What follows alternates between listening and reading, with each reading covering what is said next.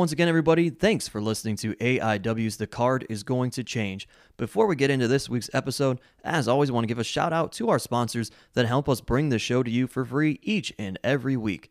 Firstly, thanks to Angelo's Pizza. They're feeding us here as they always do while we record, and they, of course, bring pizza to you at our live events at Mount Carmel. If you want to try more of their pizza or anything else on their menu, it's all delicious. Head to Angelo's on Madison Avenue in Lakewood, Ohio. And thanks to Smart Mark Video, they record all of our live events.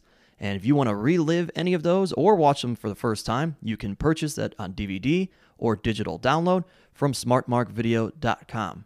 And additionally, head to powerbomb.tv, sign up using the code ABSOLUTE, and you will get a 20-day trial for free, and then stick around and just keep watching the shows that we put out there from the AIW archives. And as always, thanks to Jack Prince, who helps take care of all of our printing and graphic design needs. They can do all of that and more for you, whether it be banners, t-shirts, business cards, flyers, everything and anything. For all that they have to offer, head to jackprince.com. jakprince.com. Thank God I'm not Steve Guy. I am your moderator of sorts today. Dylan Postel, returning from the big show. You could actually take Worldwide's moniker, the moderator of shorts, because you were actually short. I like that. The moderator of shorts. He brings something good to the table here and there. Every now and then. Yeah, very, very rarely. But it's JLit 2018 weekend, Saturday night, day 2. Saturday afternoon. Yes. We're not even 50% done yet. No, that's the hard part. We still have 2 more full shows. How are you feeling?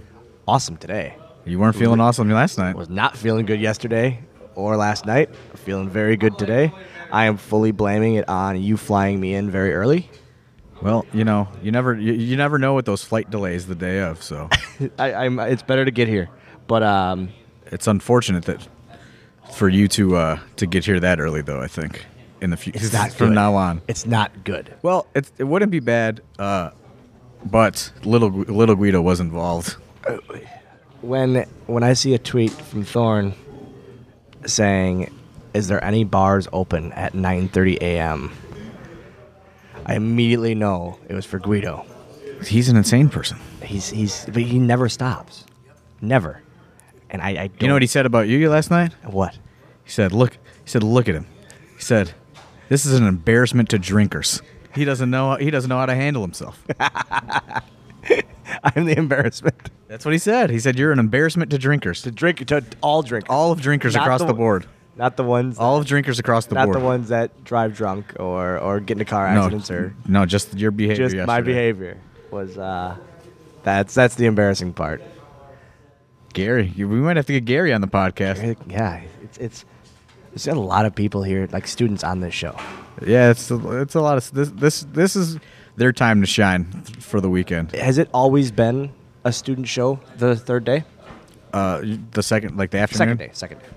No, we tried different things over the years.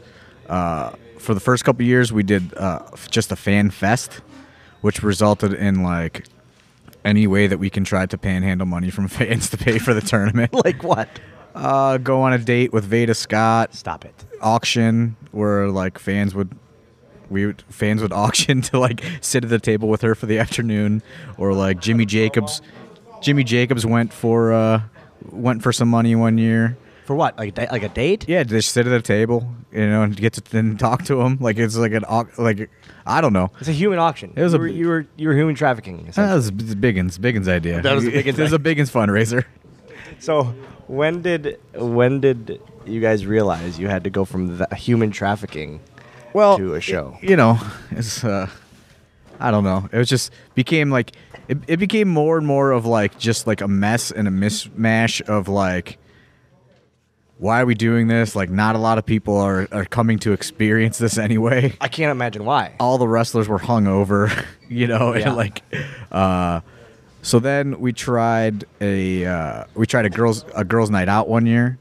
So it was like a girls' night out in the afternoon Saturday, and then full show still. Full girls' night out show in the afternoon. So you had 3 full shows. Like, I mean, we didn't start it till we moved to Mount Carmel. That was the first year we started experimenting. what was your old building? It was called Turner's Hall. Okay, it was a ballroom. No, it was like a gym in the ghetto. Oh. And so you came here, and that's when you did the girls' night out one?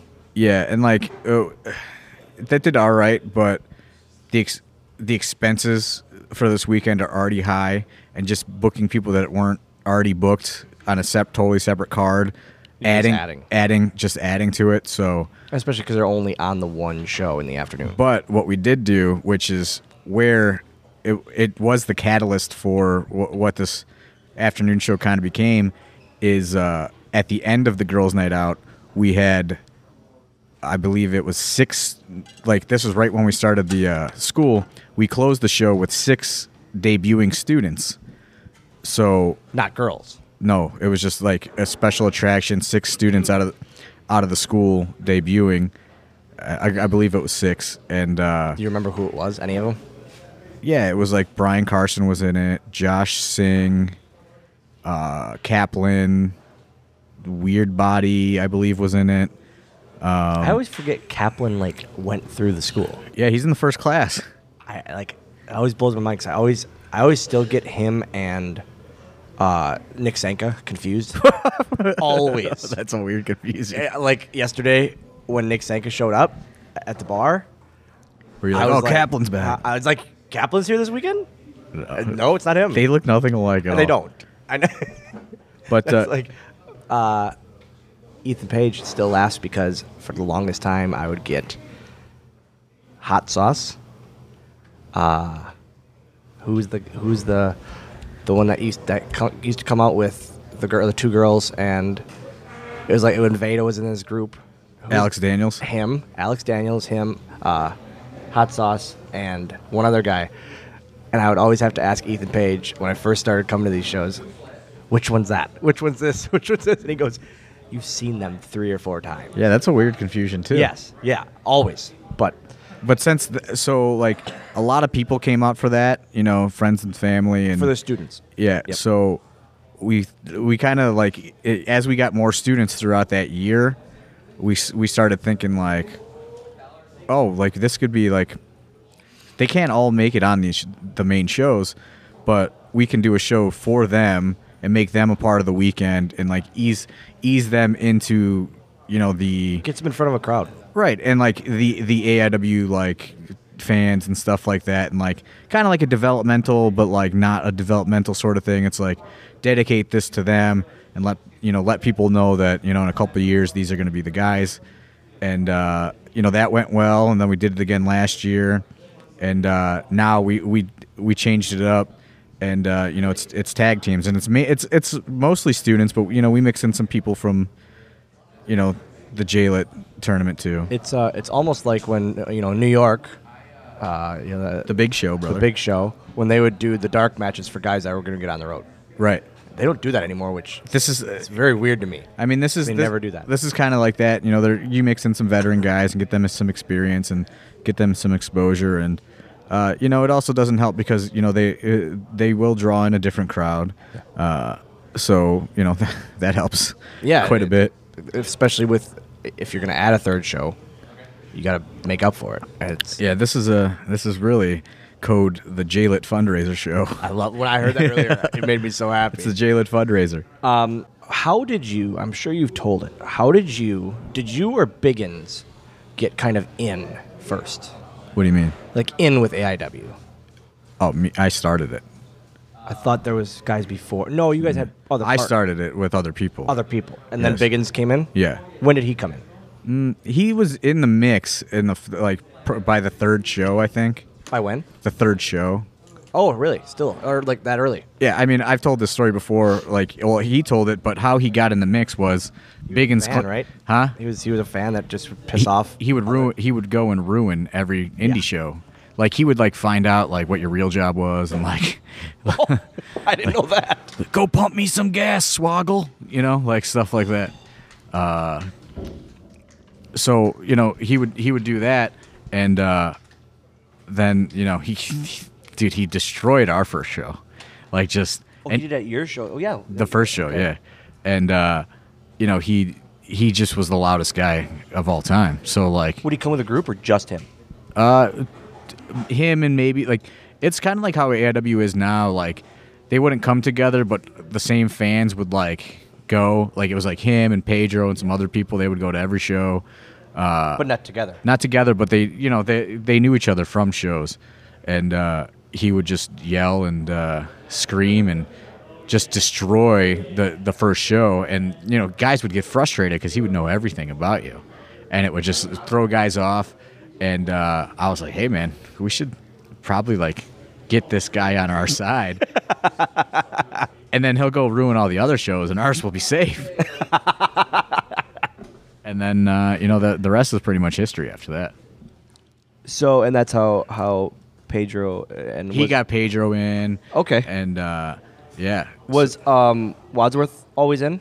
I've known Wadsworth like my whole life. Oh, really? Yeah. Just growing up? Yeah, he lived by like my grandmother, so like we would like that was like my wrestling friend, you know what I mean? So I've known Wadsworth him, was. Yeah, so I've known him since I was like 6 or 7 years old. Okay. And when did like Smart Mark Video come along? Okay, so that was a long negotiation because we used to produce our own DVDs, which is just a fucking pain in the ass. It's a mess. It's a pain in the ass. And time consuming, and we were like, me and Biggins were like big Smart Mark Video marks, Yeah. and we went to the King of the Death matches in 2007. For IWA? Yeah, and I had like a tryout DVD of me just doing all death matches, and Hold on. I've never known this. Yeah. And now I need this. I almost ended up getting booked for that. Who would have this DVD? Death matches? Yours. Just you? AIW. I did death matches in AIW all the time. But I want just your tryout DVD. That's what I want. Well, no, I didn't do that. I put my AIW matches on a DVD, trying to get booked in the King of the Death match. Yeah, I need to see your death matches. I can give it. Perfect. Okay, I got them. I got a whole best of. Brother. I need these. I got a discontinued best of with That's what I need. with clips of a sex tape as the in between scenes. Stop. It was a different time back then, brother. Okay. Well, back to I took that one off the market. Where It was were funny we? at the time. It was like CKY sort of. That's very secret. Yeah, but it's sex tapes and death matches. Yeah, so it was like sex tapes. CKY was hot for a while. It was like it was like my personal sex tape. I thought it was just like a random No, it was adult me. video. It was just me. Stop. It was me. You had no idea of this either. I think Drew Cordero of Beyond actually has the full tape somewhere. The full sex tape or the full DVD? The full sex tape. Why does Drew Cordero have it? I don't know, man. No. This isn't something you just say, I don't know to. Like, how does this happen? Like, come on. No. We're getting to the heart of the matter here. The heart of the matter? The heart of the matter. Well, like, Biggins had some VHS-C tapes or whatever to get transferred over, and like Drew would know how to do it. And I think he just said in the bag was like, my. I hold on. We have Tim Dost has a question for this. Did the girl think that this tape was just for your personal use, or was it going to go on a best of? I'd rather not comment. I'm going to comment. He doesn't have to. I'm going to comment and say the girl had no idea of this. Well, I mean, it's a different time, man. I don't know. She knows it's out there. We still talk. Oh, she knows it. We still Does talk. she know that it's part of a wrestling best of? Yeah. No. We still talk. We talk. If you It's said my to her, girlfriend from when I was like 19. okay, but if you said to her, sweetheart, this was part of my deathmatch best of, she'd be like, oh, okay. Yeah, she'd be like, yeah, whatever. She's not running for president. Neither am I. I think I'm more blown away by that and then the Drew Cordero having it. It's all a mess to me. Yeah, but you asked me how we got on Smart Mark Video, and I'm telling you, we got off on a I tangent. forgot how we got into that. So we went to the King of the Death matches, 2008. 2008 or 7. It's a year. Devin Moore won, and he gave Danny Havoc a Michinoku driver off of scaffolding. Okay. Me and Biggins just went to watch it live and experience the melee.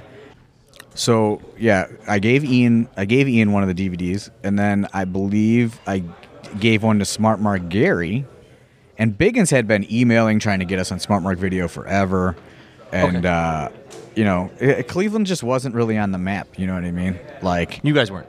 yeah, not really. You know? Was Smart Mark pretty big at the time? Oh, gigantic. Okay. Gigantic.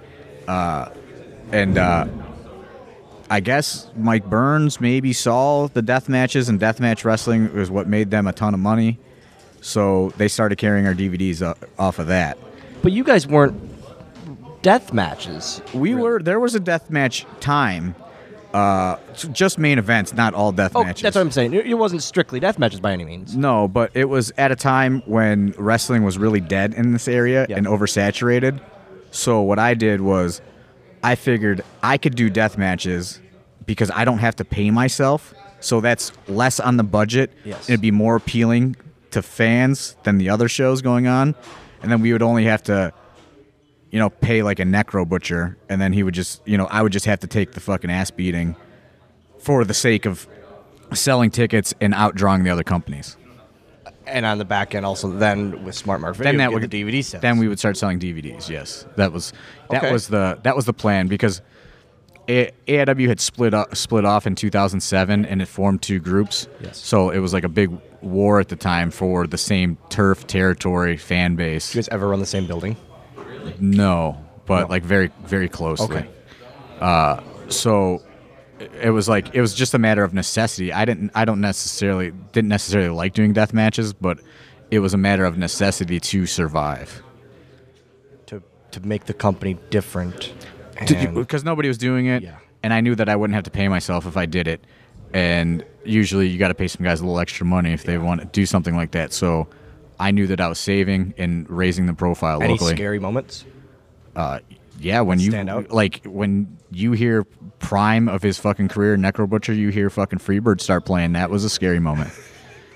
When I'm just standing there and Freebird's playing, and like I'm looking out, and like all my friends are there, and people are like, this is when he has like the Bruiser Brody like mystique, and there's people there, and like he just comes out, and it's just like I was so into him. I was so into him at that time because I was at the big show at the time. Of course, yeah, at the show. And I would watch it on the road constantly. Deathmatch at High Spot Wrestling. Right. That's all I loved. And I tell you, that He was had a hell of a run. that was a scary moment, man. I'll tell you, the two scariest moments is when that happened. You get a little panicky, and then it's like, but it's adrenaline because it's like, all right, you're about to fight for your life. Because it was a fight for your life when you wrestled the Necro Butcher. And I did a three-way. It was me versus the Necro Butcher versus Drake Younger. And they were buddies. And I was just some local guy. They didn't really know you. No, we just brought him in, and I was just threw myself in the middle of it. Oh, Jesus. And it was a fans bring the weapons match. People brought all kinds of crazy shit. And that first shot was like, boom. And I didn't go down, and I just, I kept at it. So I guess, I earned their respect or something. You know what I'm saying? And that was scary. And when Drake Younger called a vertebreaker onto a shopping cart, and I was like, yeah, I'll do it, even though I didn't really want to do it, and I took it. That was a scary moment. And I couldn't walk for like 5 days after that. Jesus. Luckily, I got laid off from my job earlier that week. Luckily. But that was a scary moment. And then I was going to wrestle Necro Butcher one-on-one, which I was terrified of, but I knew it would sell tickets. Yeah. But he got booked for PWG and canceled. But he sent Madman Pondo in his place. Jesus.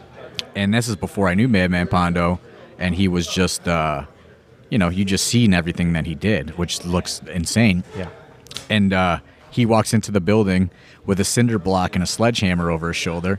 And I went, oh, fuck. He walked into the building. Yeah, that's how he walked. Not into the match, but just into the building. In the building. Yeah. And I'm like, oh, Jesus Christ. And he's like, I'm going to put this cinder block over your dick, and I'm going to swing the sledgehammer tonight. And I went, all right, brother, let's tell a story out there.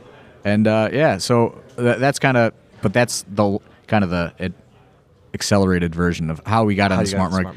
And then eventually we had another split up where another partner left ways, and that guy was who was making the DVDs. So we finally our sales were okay enough, like on our own, that we got Smart Mark to agree to start coming out and producing the DVDs and filming them, and that's been going on for several years now. So okay, I often wonder, because I've been around here for a couple of years now, I wonder how certain people have kind of gotten a part of the company. That's What else you got? You said you had several questions for me. You've been talking about this all day. Heart of the matter. Heart of the matter. Heart of the matter. What did Emma make you? Emma? Yeah. A lot. Heart of the matter. A lot. Yeah. A lot. I would say we're J-Lit weekend? I would say we're still riding high off the Emma booking. Off the Emma? Okay. Yeah. All right. Heart of the matter. I mean, because last night it was LeBron James City, so the draw was way down. But I couldn't believe that. Like, I get it. I mean, it's a big deal. And it's Cleveland, the Cavs is a huge deal. I couldn't believe how much it affected night one. I knew we actually did way better than I thought we would do. Really? Yeah. But Does Memorial, because you guys always do it on Memorial weekend. Yeah. Do you think that affects it at all? I don't know. Have you ever thought about not doing it another weekend? Josh Prohibition was suggesting that yesterday, but it's like sometimes you get people. We do have the majority of our ticket sales were from different states, of like the combo tickets for the weekend. So you get people traveling in, Coming in. It's just kind of like Cleveland didn't come out, so it's like, if you had that core last night and the Cleveland fan base came out, we'd be going crazy right now. You want to keep it Memorial Weekend all the time. I almost said it for. Okay, so I'll give you a little tidbit of history. This is actually AIW's anniversary weekend. AIW's first show was on Memorial Day weekend in 2005. So this is really our anniversary weekend. I thought that Absolution was. No, that's just the big show, but this is really the anniversary weekend. Okay, Here's the one of them I was thinking while I was taking a diarrhea. What do you look more forward to, J-Lit weekend or Absolution?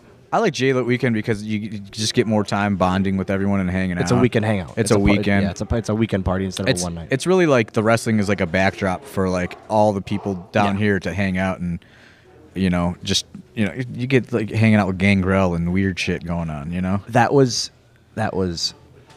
so when I got released, and then Hawkins said he has a weekend date for me, 2 of them.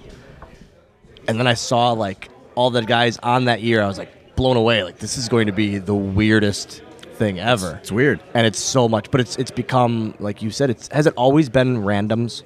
I think like we've tried like all like indie workhorse guys, and like I just think you just get a more diverse crowd when you do something weird like a Gangrel or a Marty Jannetty. And it's different. All these other tournaments are the fucking same. It's all the same. It's all the same. It's all, like you said, it's all the indie darlings. Why do they want to come see mine when they can see Bola or any of these other fucking tournaments? Yeah, and we've had the talks many times where I think that AIW is such a niche market at times for the randoms. Yeah, absolutely. And that the fans, they react to Dan Severn every time he's here. It's insane. Every time. Dan Severn ain't he's no spring chicken these days. No, but it's like he's one of the top reactions every show. Right. Ladies and gentlemen, my name is Alex Worldwide Keller, and I'm here to tell you all about @ThriftStoreJobber. He's got on Instagram, Etsy, eBay, and etc. And he has also made a pin, an original pin, for a man that made many pins in his time. He crippled a man or two. He shall not be named unless I do. It's a Chris Benoit enamel pin. You can buy that at @ThriftStoreJobber. Instagram, Etsy, eBay, etc. And now at his big cartel store. Let's do it.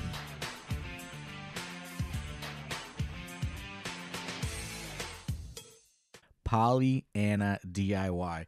This one is, it could be for fans, and it can also be for promoters and pro wrestlers alike. The enamel pins, the lapel pins, whatever you want to call them. That is the new hot merch item these days. Every wrestler has them. Every wrestling promotion is getting them made.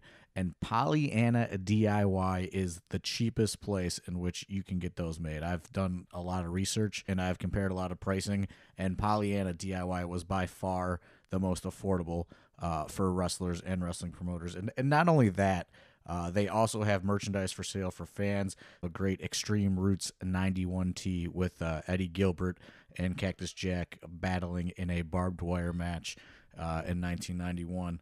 Just great stuff. Please support these guys over at PollyannaDIY.com. Because it's just that crowd, that random. Can I tell you something funny that I just thought of? So last night, Marty Jannetty and Joey Janela are having this fucking insane match. Marty Jannetty gets DVD'd onto the apron to the floor, and Guido gives me a hug and he says, "John, I'm done." He goes, "I can't take your bookings anymore because I can't keep up. I can't keep up with these shows. I can't ever do that." He says, "I'm just going to work local shows. I'm not going to accept any outside bookings anymore because I'm never going to be able to do that." And I said, "You don't have to do that." And he said, "No, I can't do it." He's like, and he just like, he got so psyched out. He said he watched Gringo Loco and Laredo Kid, Jody Fleisch and Andrew Everett, and Marty Jannetty and Joey Janela, and he went, "I can't do it. I just can't do it anymore. I can't do it." And I've had that same kind of talk with you and with a couple people. Like, that's my biggest thing. Like when I got released is I can't do this either. It's different though. And You guys are different. It's so there's that. Let's get to the heart of the matter. You did go back to the show recently. Yeah. What's how's that come together? I got a call the week before the week of WrestleCon weekend or week. I was literally about to go. I was packing my bags for WrestleCon. Who's calling you? Steph? Hunter? No, Canyon Seaman. Actually, Tenzai texted me. Oh, Matt Bloom. Tenzai texted me. Head of the saying, PC. Yeah, he was on the road and maybe you got a coach gig coming up. Maybe a week. Hurricane wouldn't want you to go teach anybody. Well, he goes, Canyon Seaman's going to be calling you. Just answer. Okay. I had no idea what this was. Are you and Tenzai boys? Yeah, we've always had a good relationship. We've always been buddies. I met him one time. I went backstage. So one time we were just snuck backstage, right? I was hammered and I just shot my shot, and I was just like, I want a relationship with the WWE. Bump it, Tenzai. I just kept saying bump it. Did you call him Tenzai? I think I hope you did. I think I did. I hope you did. I think I said Tenzai or Albert. I hope you called him Tenzai. I think I said that would make. I might have called him Sweet Tea. That would make me even more happy. I just kept saying bump it, bump it. I could see you doing this, just blackout, red-faced, just walking back. Just backstage, bump it. All these people that used to work for AIW just totally embarrassed of me. So Canyon calls me. He goes, "Hey, I don't know if you know, but we're doing this Greatest Royal Rumble show." And I go, "Oh, no, not at all." Of course, you don't know. No, but what are you, some mark? And he goes, "We would love you to be part of it. It's this date." He gives me the date. He goes, "Do you have any shows that weekend?" I said, "Well, yeah, I have a couple, but I can figure it out." And one of them was actually Dreamer's show, and another was a Kevin Thorne booking. And an Ethan Page booking. So I immediately go, "Oh, these are like three of my buddies. This is going to be..." And Dreamer, obviously, is one of my... he hired me everywhere. But, so I call him. He goes, "I already know. I put the word in for you." He's always got to take credit, huh? But we worked it out, and it was supposed to be me and Torito. And Torito had... Oh, they were going to redo you in Torito? Yeah, but they... Do you think... So, I heard all these weird things, like they made these weird requests. Do you think like some Saudi prince just really wanted you versus Torito? It was. That's what it was. That's insane. The prince... we were asked for from the prince. Just like they wanted Yokozuna and Yoko, Warrior, JR and King, Torito and Swoggle. And midgets. Yep. And what happened with Torito? He couldn't do it? He had issues with his visa with Mexico, so he couldn't get one for Saudi. Oh, okay. So he couldn't do it. He goes, they go, well, what about like short sleeve Samson? I said, I have another guy instead, if possible. And I requested. Oh, you pitched another guy. Yeah, I said the guy that did mini JBL. I've worked him a few times now. Awesome, Robbie the Giant. He goes by, and he's a great guy. Is he like any of those like touring shows? Yep. Okay. He does the midget Canada tours a lot. Okay. So here we go. We're gonna do that. We're gonna do the match. The night before, I land. I meet up with Hawkins at the hotel, and Hawkins goes, "It might not be happening." Oh, did your heart sink? Sunk. And I go, "You're kidding." He goes, "I heard it might not be happening." He goes, "Don't think about it. Don't say anything." Okay. Next morning. Were you like, what's going through your head though when you get that call? It's got to be satisfying to at least get the call. It was really like, I was excited because I was like, I'm going to wear my Swoggle gear. Like, because I know that when you were even hanging out with the boys at the TV hotel, you were a little weird about it. Yeah, I don't like it. You don't like because you feel like. Do you feel like because you're like out of the team now or something? I feel like I'm a hang around. You know what I mean? Like I'm not. But you worked with these guys for 10 years. Yeah, but I don't work with them anymore. Like it's very weird to me. It was way less awkward for you and way more awkward for me when I just happened to just get that hotel and I yelled at you, Thorne, and then Hawkins does, and this guy does, and this guy was like, awesome. I loved it. I was trying to sneak by because I was so embarrassed. We're in such a hurry, and then I immediately wasn't gonna let that happen.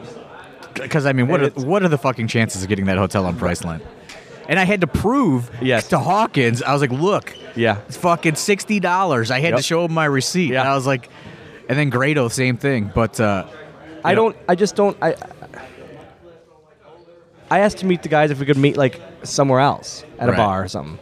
They go, no, we're all hanging here. Everyone wants to hang there. And I get it, but I just feel awkward because I'm not part of the team anymore. Mm-hmm.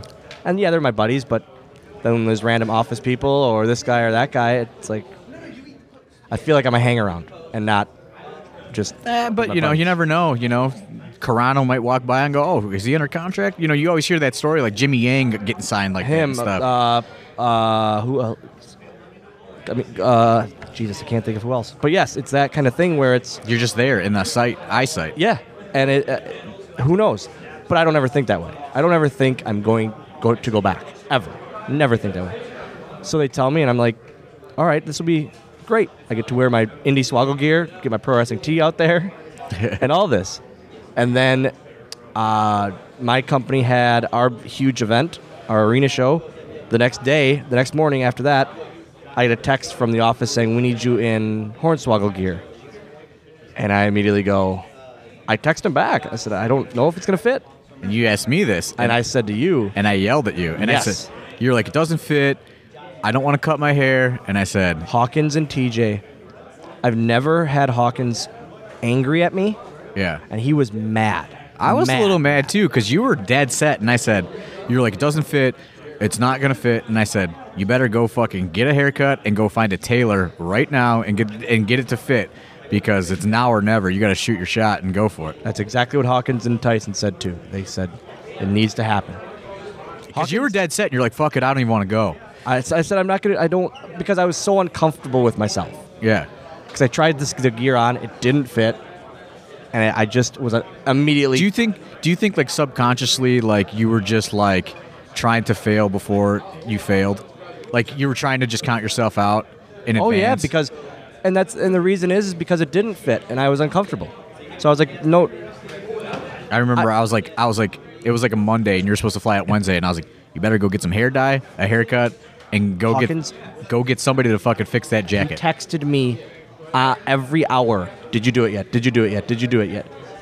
And I just, once the gear didn't fit, I was cashed out, fully cashed out, because I said I don't want to do it. I don't like it's. I was embarrassed for myself.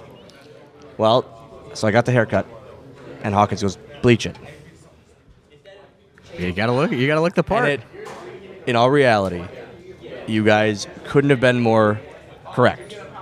Where if it would have been just Swoggle, Dylan, coming out in the long brown hair and all that, it wouldn't have been the same at all. I agree. And it was perfect. I went to the tailor. I got the vest opened up a little more. It worked out great. And it was it was a very, very positive experience. All around, it was very positive. I did the match. I get to the back. How did they tell you the match isn't happening? So I get to the stadium, and one of the first people I see is Fit. And Finley comes up to me and goes, "Bad news, match is cut for time." And I go, "For time? It's a 6-hour show." He goes, "I know." He goes, "As of now, it's not happening. I'm going to try to get you in the Rumble." Did somebody have to give up their spot for you in the Rumble? I don't think so, because it was 50 guys, and there wasn't anyone else there, like extra, which is very weird. Maybe one of the match guys or something was going to. Maybe it would have been that. I don't know, but they got me in. Then like 2 hours. So now I'm totally depressed. so upset. I got so excited, and I did all this stuff. Dyed the hair, bleached the hair, cut Did you it. think it was like, one of the games you always hear about, people playing like, we're going to make, you know what I mean? And then I never 'em. thought that. I just thought this is WWE's changing their plans, like always. That's why. Oh, you're more used to it, say, than Yep. if it was some guy getting his first gig or something. Yep. And so 2 hours later, Fit comes up to me. "You're in. We're having a meeting in about a half hour." Awesome. Was Pat Patterson there booking the Royal Rumble? He was not. Michael Hayes and Jamie Noble ran the meeting. And it was awesome for me because I got to work with Dolph and Kofi, two of my best friends. Right. And yeah, everything was positive. I wasn't happy. Did you have to clear the fucking spots with them or like with the office? They had the ideas of what to do. And with my weight, I can't do the splash. Yeah, And you lately- technically won. I'm one of the winners. But it's so Braun gonna send you half that trophy? Huh? Braun gonna send you half the trophy? It's broken now, so I should get part of it. But so going like the last couple weeks on the independent, wrestling, with my gut and my shitty knees, I haven't been able to get to the top rope for the splash. And they wanted the splash. First thing they said is splash tonight. Now I'm freaking out even more. Because now again, I'm going to fail. My first night back, I'm failing. So here we go. And then we, inside baseball, I then call an audible. And do a little Iggy for the insiders out there. Iggy, and we end up doing what we did on the show, and it came off great. Everything worked out. I wasn't happy with it. Got a big pop though. Good reaction, very good reaction. Everyone has said, and it felt good. It felt. I mean, this may be a stupid question, but is WWE programming been airing there for a while? I don't know. I don't know. I know, I thought it was the first show there. Everyone went into it thinking it was going to be an overseas live event, and it was WrestleMania B. Yeah. It was huge. All the boys weren't. I don't think they were expecting this big of a show. Talk about speaking of WrestleMania. What's the payoff ski looking like? You get the check yet? I haven't got to check yet. Uh-oh. Nope. That'll come a few months from now, I'm sure. You think it's going to be one of those big ones like they talk about? Like Meltzer's always he did a couple WrestleManias. He's good. No. I don't think it's going to be he did the greatest Royal Rumble. He's good for a couple years. I don't think so. I think for the roster guys it will be, but not for the one-off guys. Not for the one-off guys. But it's it got my name back out there, my face back out there. I was part of every video package they did for it, which was awesome. And it was good. It was really, really good, and there's nothing negative that can come out of it. Any no callbacks, any obviously. callbacks? After. No callbacks. No after. callbacks. But I'm okay with that. It's one of those things. I read a rumor on the internet that you shot some network stuff. I did. I shot a few network things. Are you allowed to talk about that? No, not yet. Not yet. Not yet. All right. But it was fun. It's the more I've realized, just the outreach, and obviously everyone knows it. The outreach WWE has. The machine. But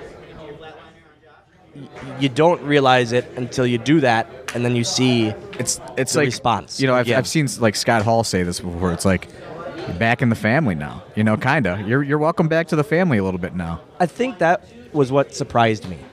Was after the match, I go and thank everyone, and they're all. Vince himself said, "It's great to see you. Great job." Let's hear it. Did you talk to Junior? I talked to.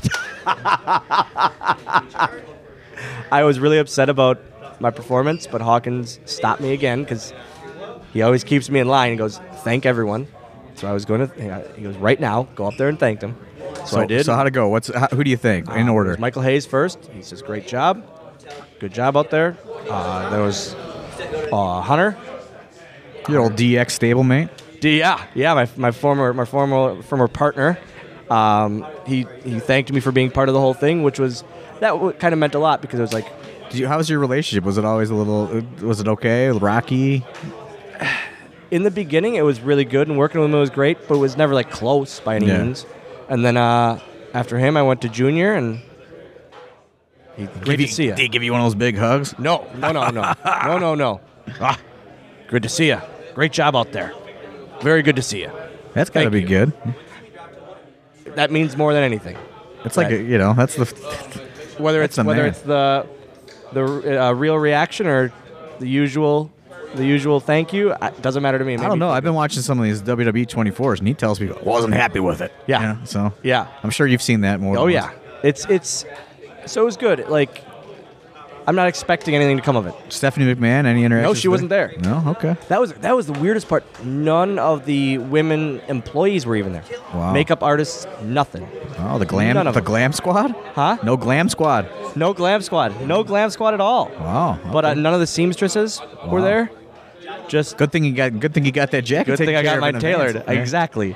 I got my new pants and I got it tailored. But yeah, so it's everything's going good with that. Never know. So what's next? What's next? J-Lit Night 2. That's it? And then more shows, and I have one of our shows, my show's coming up again, and you and PB running hot? We're riding high. Riding it's high. Gonna be fun. All right. It was one of those things where I didn't know what was going to come with it and how people would react, and they seemed to enjoy it. And it makes me laugh and happy that, like we always said, Biggins wanted something between us. Right. And now it's happening. So. Well, I mean, I guess, we can wrap it up as we're getting down to the wire on the Biggins Tag Team Memorial Show. It's getting loud. It's getting loud. The guys are getting ready. Not calling any spots back here. Never. No. They're not talking to their opponents. They're all in different locker rooms. Yep. Just walls between each of them. So I guess we'll wrap this episode up. Any final comments or words or questions? I'm hoping that the worldwide thrift store jobber thing doesn't interrupt it too much. Okay. Maybe, yeah. But I look forward to those. Yeah. They're just, especially the background music, they make me really happy. Just everything about, when he picked me up this week, and I immediately text you, it's already an experience. Yeah. Worldwide picked me up, picked me, Gringo Loco, and Tom Lawler from the airport in this two-door car, and then we were all, once we heard that he was picking us up, we were all guessing what kind of car he was going to have. If he was going to have 3 wheels or what was going to go on. It exceeded our expectations. But 87. His car broke after that. Did you hear that? I heard about that. Steve Guy told me. It will no longer start. Yes, it won't start. You guys were the last ride. Yep, we got the last ride, brother. But it's about 87 packs of cigarettes just all over. Of course. He wiped off the back seat for about a minute, and then I had to do it for another minute because there was still so much stuff on there. But it's always an experience with Worldwide. He's a character. He makes me happy. I think Worldwide missed his era. Huh? I think Worldwide missed his era in the business. Oh, if he would have been around in like the 80s, 87. oh my God, he would be a millionaire right now. God. Millionaire. Yeah. I don't know. It probably would be gone now. He'd probably be like Boogie Woogie Man living in the woods somewhere. Just a weirdo like he is now. But all right, well, alrighty. I guess we better get this show on the road. Literally, as it's getting close to bell time. Here we go. All right. Thank you, Thorne. We will talk to you guys next week. Thanks.